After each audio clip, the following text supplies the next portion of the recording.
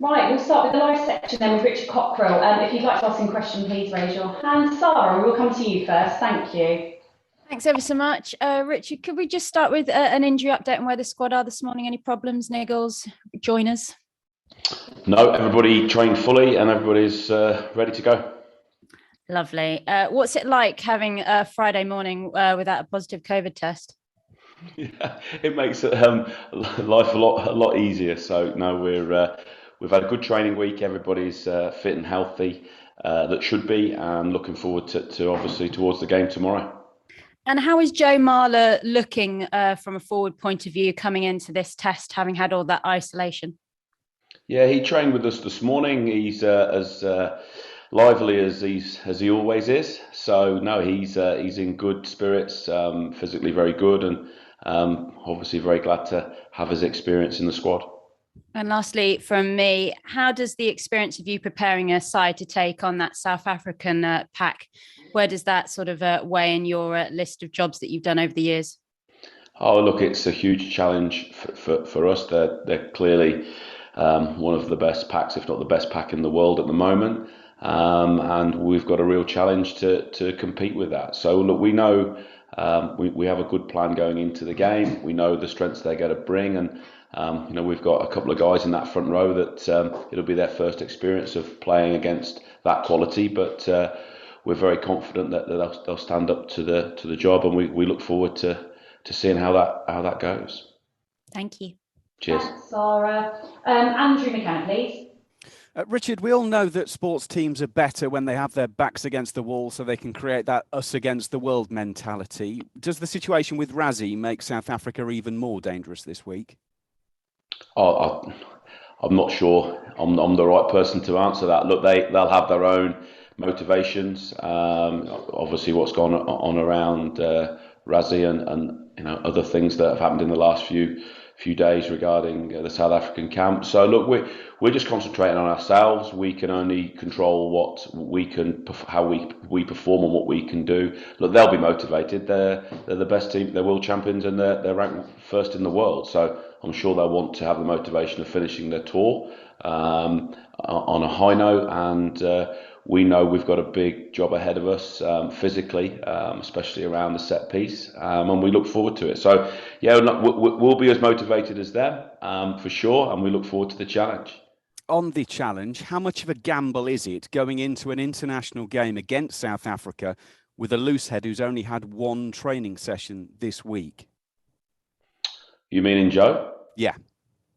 Look, Joe's got a huge amount of experience, and he knows how to play the game. And as we saw with Quins at the end of the year, he can turn up and play 80 minutes and do a job. So we've no qualms with Joe coming in and being in the 23, and we know he's going to have a big say in what happens on Saturday. And just one final one, Richard. Obviously, in the last few weeks, we've seen you go through 4 different loose heads. We've seen, obviously, hookers missing out on this autumn because of injuries. Everyone talks about the South Africans and their strength in depth of their front rows. How far behind are England from being able to put out 2 front rows that are almost indistinguishable from each other? Oh, I think if we have everybody fit, we have that depth to be able to do that. Obviously, circumstance at this point doesn't allow us to do that, but what it does do is give opportunity for us to create experience and depth with some younger players like Bevan Rod playing his second test. He's going to find out what it's like tomorrow to play against one of the best front rows in the world, and we're confident that he will cope with that.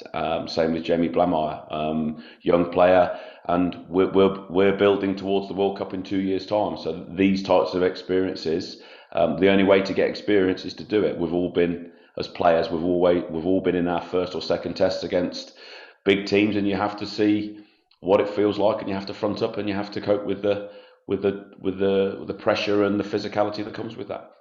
Cheers, Richard. Thank you. Thanks, Andrew. Ben Ranton, please. Thank you very much.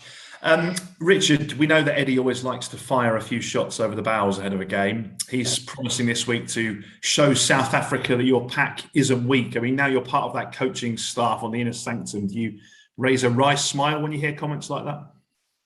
Eddie's Eddie, and he drives the environment how he wants to drive it. So look, I agree with his comments. There's South Africa think we're weak. Well, that's fine. That's up to them what they say about that. We've just got we've got to do our job that we've prepared to do. So, like I say, look, I've played for England. You've all had your first test, or you've all had your first game where you got to be up against experienced players, and you have to then go into that well prepared, great mindset that we're going to take them on, and we're going to match them physically and see where we get to. So look, I've every confidence in Jamie Blamart, every confidence in Bevan Rodd. Bevan came in at last minute last week, started against Australia, played 70 minutes in a brilliant job. So the only way to get experience is to do it. And we've got two young guys that are going to learn a lot tomorrow, but we're very confident that they'll compete and do a great job. And it's for us to do. It's for us to prove that we can cope with that pressure and that physicality. And that's certainly our aim to do that. You're obviously in the process of building something. You've seen what South Africa have got in front of you this weekend. Is it the case, do you think, that to win a World Cup, you have to have the best pack in the world?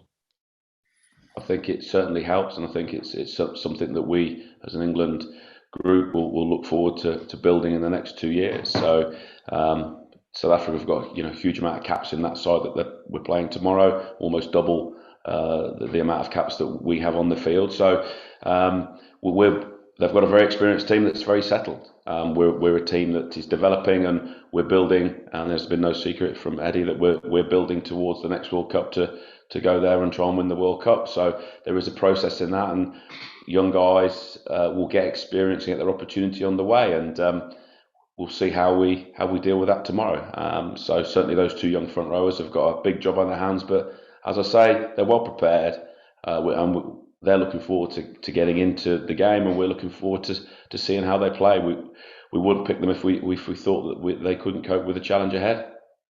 Thanks, Richard. Cheers. Thanks, Ben. We'll come to Nick Mullins, and then we'll finish with Gavin Mayers. Thank you. Nick, please. Thanks, Catherine. Morning, Richard. How you doing? I'm good, mate. Yourself? Yeah, very well, thank you. It was interesting to see South Africa change their entire front row a minute before half-time last Saturday. Why would they have done that, do you think? Oh, you'll have to ask them that, Nick. I mean, look, they've got two very good front rows, and they have a strategy to how they want to play.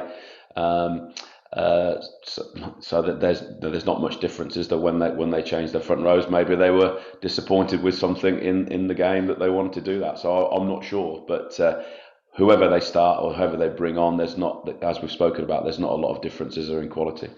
It's interesting that they do it a minute before half time, though, isn't it? I mean, are they making some kind of? Why would you do that if you were coaching at South Africa with a team like that? Probably to make a point to the guys that started. Probably to fire a bullet across their bow. I'm not sure. You'll have to ask them. All right, cool. Do you go in for the changing 1, 2, and 3 at the same time? Oh, look, that'll be game dependent. So for us, we'll see how the game is evolving in front of us, and if we need to make change, we'll make change if we feel that's right. If not, then Eddie will decide at the time what we feel is right for the game. We know it's going to be a very physical contest, and we've got to make sure that we stay in the physical battle the whole time. And one last one from me. What does South Africa do specifically on the engagement that makes them such a handful, that initial impact? Oh, they put a lot of weight across on the bind, and they always try and hit and slightly chase through the engagement a little bit early.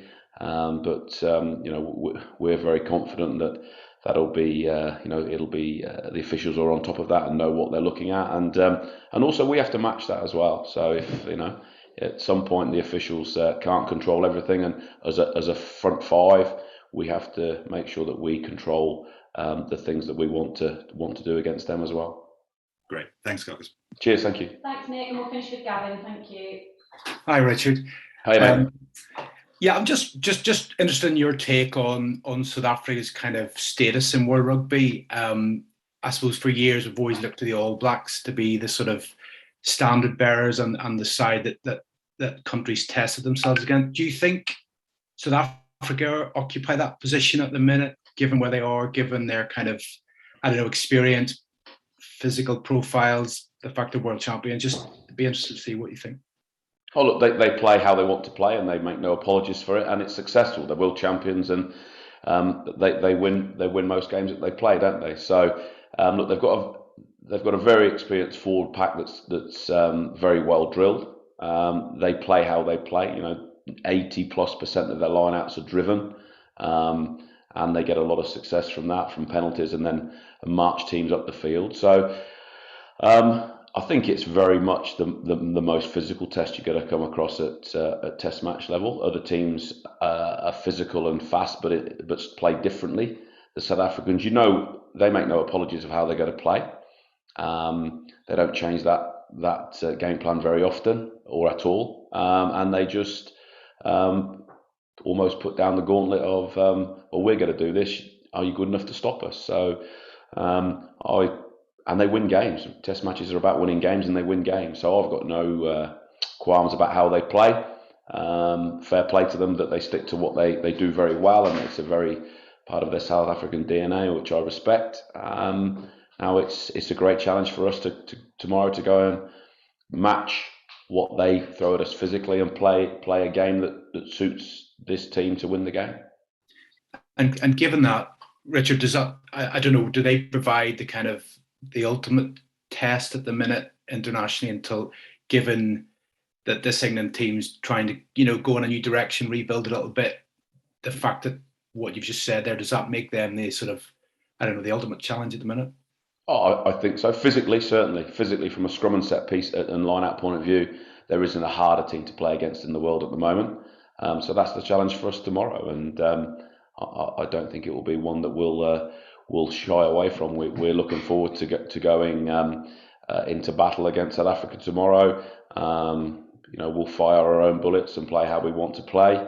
But certainly there are always points in the game where you have to match the opposition physically, because they're going to have their own line-out, they're going to have their own scrum put-ins, and we're going to have to deal with that physical challenge. And yeah, we're looking forward to it. Why wouldn't you? There's a couple of young guys in that front row that are relishing the opportunity to see how good they are and how they compete at this level.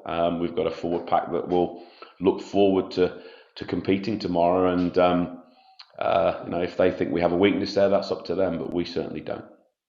Thanks, Ben. Cheers. Thanks, everyone. We'll end the live section with Richard there. We'll have Joe in with you shortly. Thanks, Richard. Cheers.